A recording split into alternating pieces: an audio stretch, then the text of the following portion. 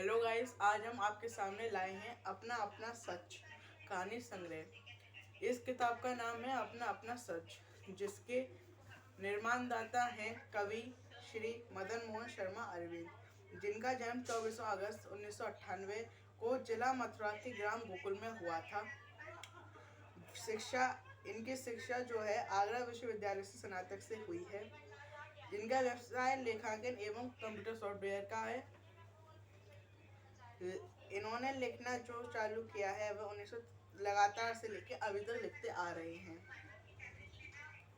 तो आज जो इनकी कहानी है अपना मतलब जो इनकी पुस्तक आज हम आपके सामने लाए हैं, जिसका नाम है अपना अपना सच।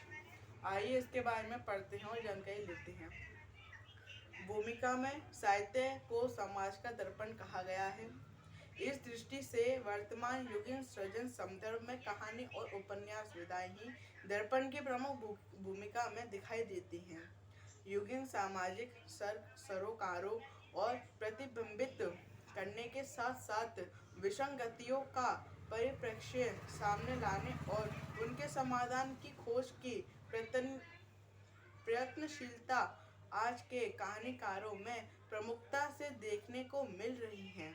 कथा साहित्य की अनेक विधाओं, नाटक, एकांकी जीवनी, आत्मकथा, उपन्यास एवं संस्मरण आदि सभी में कथा सूत्र के रूप में कहानी की उपस्थिति किसी न किसी रूप में आवश्यक होती है। यह सब अन्य विधाएं निश्चित ही कहानी की एक प्रकार से मुहताज हैं।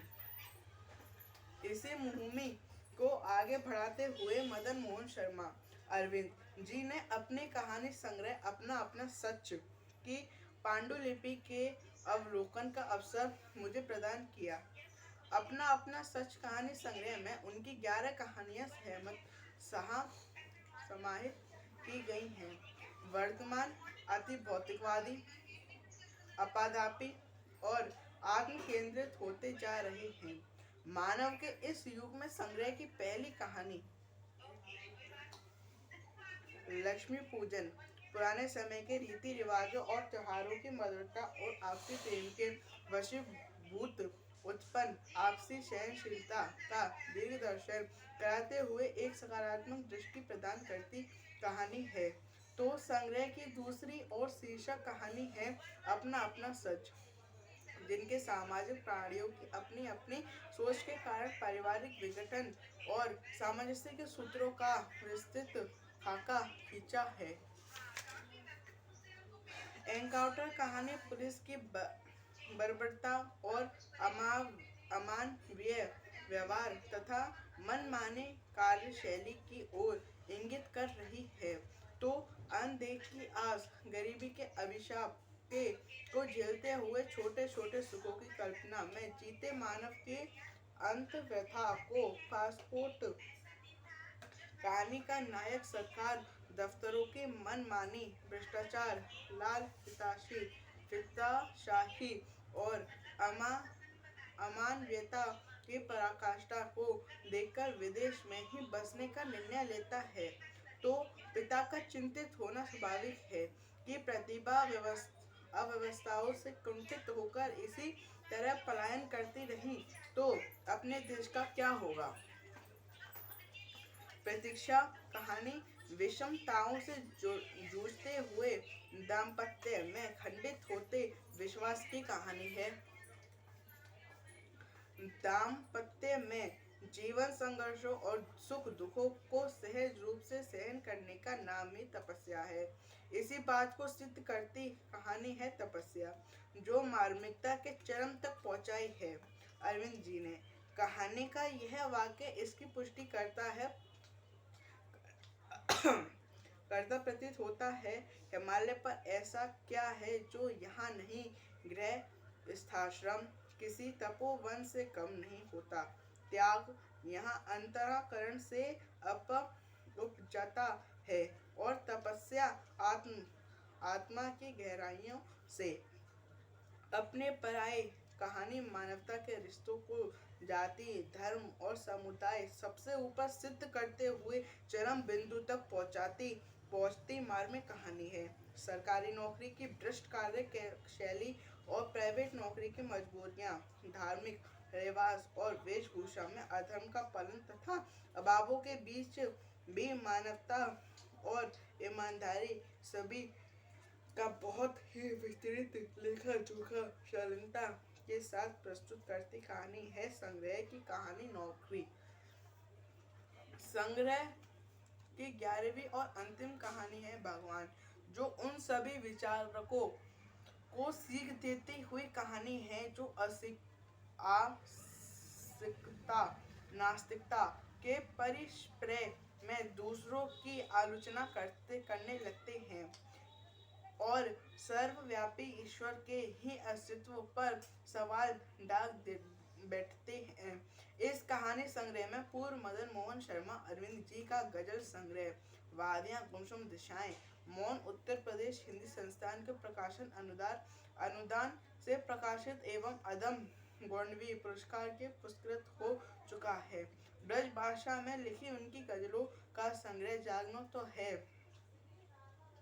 हिंदी साहित्य जगत में खूब चर्चित रहा है और अब यह कहानी संग्रह अपना अपना सच कहानी विधा में सहज सरल और सादी सदी हुई भाषा शैली में लिखी उत्कृष्ट रचनाओं का गुलदस्ता है। यह बात पर्याप्त है यह सिद्ध करने के लिए कि मदन मोहन शर्मा अरविंद जी की के लेखनी हिंदी साहित्य के विविध विधाओं में सृजन करने में पूर्ण रूपेण सक्षम है।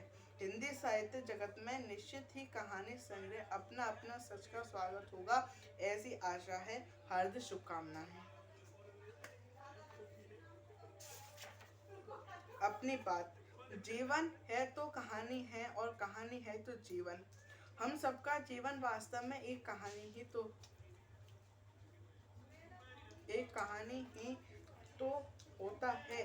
कहानी संकल्पों की, कहानी संघर्षों की, कहानी सफलताओं की, कहानी असफलताओं की, कहानी सुख दुख की, कहानी आशा निराशा की, कहानी उठने गिरने की, कहानी जय पराजय की और कहानी जीवन मृत्यु की।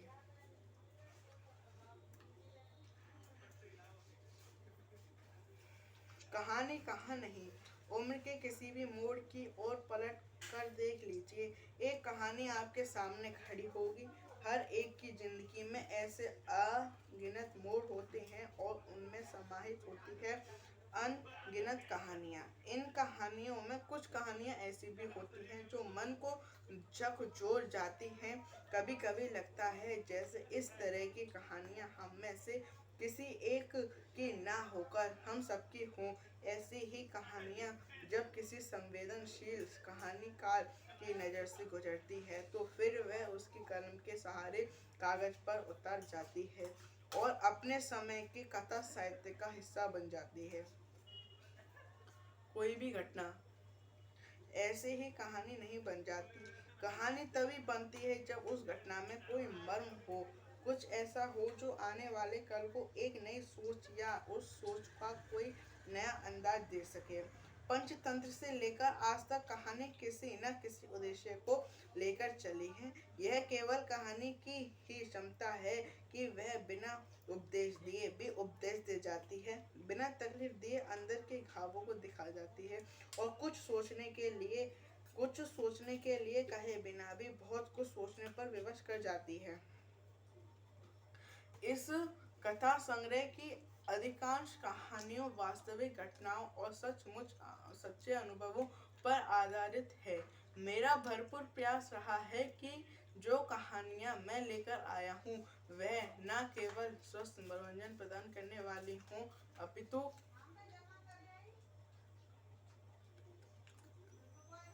वास्तविक घटनाओं से और सच्चे अनुभवों पर आधारित हैं। मेरा भरपूर प्रयास रहा है कि जो कहानियाँ मैं लेकर आया हूँ वह न केवल स्वस्थ मनोरंजन प्रदान करने वाली हों अपितु उनके माध्यम से समाज में उच्च जीवन मूल्यों और श्रेष्ठ संस्कारों का संचरण संवर्धन और संपोषण भी हो। अपने उद्देश्य मैं कहाँ तक सफल रहा हूँ इस पर आपकी बहुमूल्य प्रतिक्रियाओं की मुझे व्यक्तिगत रूप से प्रतीक्षा रहेगी।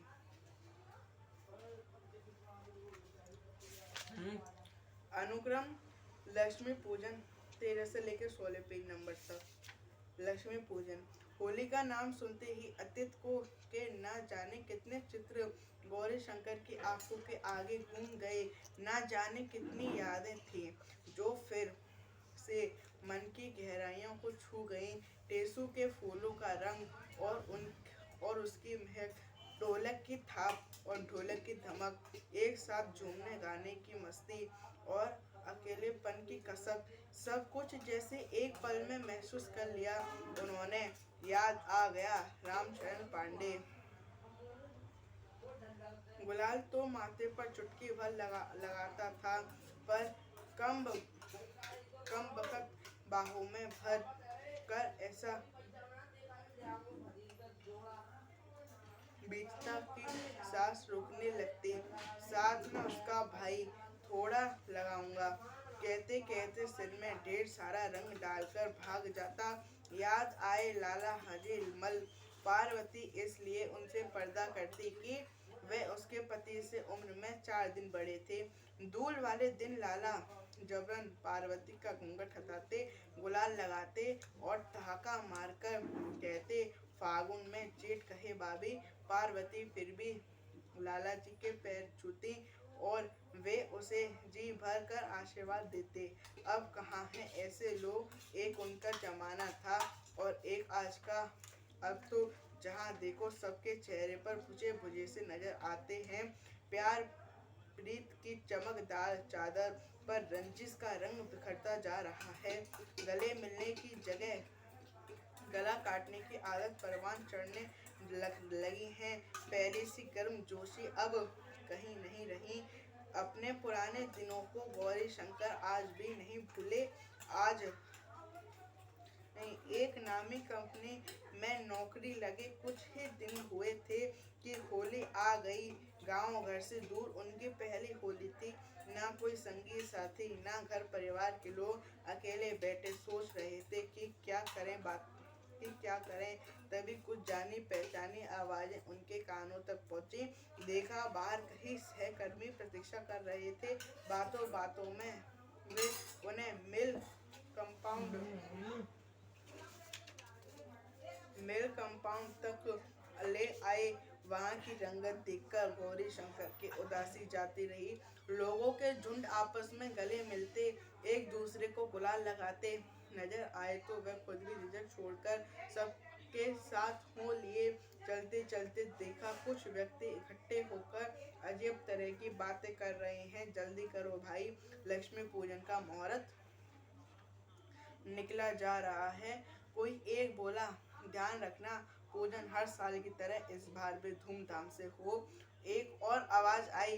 होली वाले दिन लक्ष्मी पूजन की बात सुनकर चौंक पड़े थे गौरी शंकर। इस बारे में कुछ और सोच पाते उससे पहले ही नजारा बदल गया।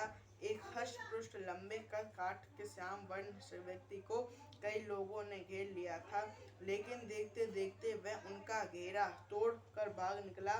लोगों की भीड़ उसे पकड़ने के लिए पीछे पीछे भाग छूटी। वह दौड़ता जा रहा था और बीच बीच में कुछ उत्तेजक वाक्य भी बोलता जा रहा था, जिन्हें सुनकर पीछा करने वालों को और जोश आने लगता। पकड़ने छूटने का यह सही सिलसिला काफी देर चला, पर आखिरी वह पकड़ा ही गया। पास ही जमीन में कमर तक गहरी एक हौदी बनी थी, एकदम काले पानी से पूरी भरी हुई।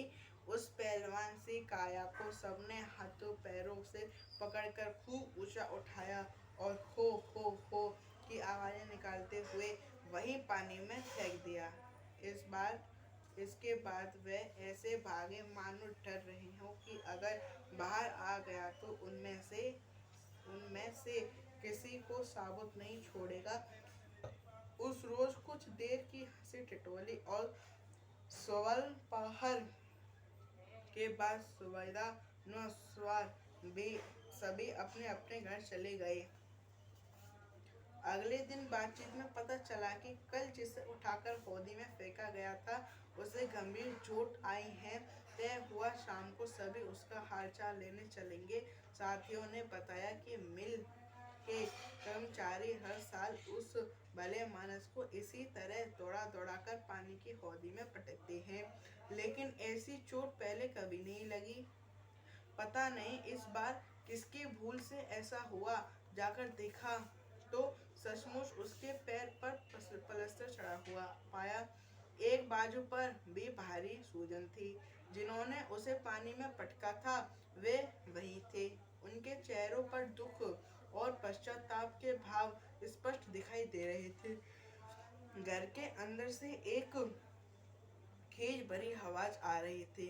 आग लगे ऐसी होली को हर साल कपड़े फड़वाते थे, अब की बार हाथ पैर तुड़वा लिए। यही हाल रहा तो अगली बार पता नहीं क्या करेंगे। यह शायद उसकी पत्नी की आवाज थी। सब कुछ सुनकर जब नहीं रहा गया तो गौरी शंकर ने पूछ ही लिया, भाई साहब ये लोग हर बार आपको पानी में गिराए बिना नहीं मानते, तो आप बिना विरोध किए क्यों नहीं गोदी में उतर जाया करते। इस तरह चोट लगने की भी संभावना तो समाप्त हो जाएगी, इन सबके लक्ष्मी पूजन की धूमधाम भी समाप्त हो जाएगी। उत्तर सुनकर गौरी शंकर आश्चर्य में पड़ गए। ना कुछ कह पाए ना ही समझ पाए। उन्हें चकित देखकर उसने थोड़ा मुस्कुराते हुए आगे कहना शुरू किया, आप नहीं समझेंगे, अभी नए आए हैं ना। मैं बताता हूँ, मेरा नाम लक्ष्मी नारायण है। यहाँ सब प्यार से मुझे लक्ष्मी कहकर बुलाते हैं। आप देख चुके हैं होली वाले दिन मेरी कैसी खातिर होती है। यह इसी को लक्ष्मी पूजन कहते हैं। आप पूछ रहे थे मैं इन्हें ऐसा क्यों करने देता हूँ। सच बताऊं हम सब यहाँ परदेसी हैं। एक दूसरे के परिजन मित्र बंधु बांधव जो कुछ हैं हम लोग ही हैं। होली हमारा सबका त्योहार है। मुझे दौड़ा दौड़ा कर पानी में गिराने से ही अगर इनको होली मनाने का सुख मिलता है तो ऐसा ही सही। थोड़ी शरारतें, थोड़े से हल्ला, थोड़ा हो हल्ला, थोड़ी मौज मस्ती, यही तो है होली की शान, होली का हुड़दंग। मैं इसमें अपनी इच्छा से शामिल होता हूँ और मेरे साथ वाले भी। अब कई छोटी मोटी चोट कहीं किसी को लग गई तो क्या हुआ। एक बात और, सब लोग इस तरह कर पीछे हटने लगे तो इस त्योहार की असली पहचान कैसे बचेगी। क्या लोग कमरों में बंद होकर होली मनाया करेंगे। आने वाली पीढ़ी क्या जानेगी होली क्या होती है। बोलते बोलते अचानक वह करहा उठे। करवट बदलने की कोशिश में शायद कोई घाव बिस्तर से रगड़ गया, लेकिन इस पीड़ा को उसने अपनी सहज मुस्कान पर हावी नहीं होने दिया। उस समय जो चमक, जो दृढ़ता और जो आत्मसंतुष्टि गौरी शंकर ने लक्ष्मी नारायण की आंखों में देखी, इससे पहले शायद कहीं नहीं देखी थी। अब लक्ष्मी नारायण उन लोगों की ओर पलटा जिन्होंने उसे पानी में फेंका था। कहने लगे, भाई तुम लोग क्यों मुंह लटकाए बैठे हो। अपनी भाभी की बातों का बुरा मत मानना। जुबान की कड़वी जरूर है पर दिल की बड़ी मीठी है। उदासी छोड़ो, जाओ मेरे सुरमाओ जाओ, तुम्हारा लक्ष्मी पूजन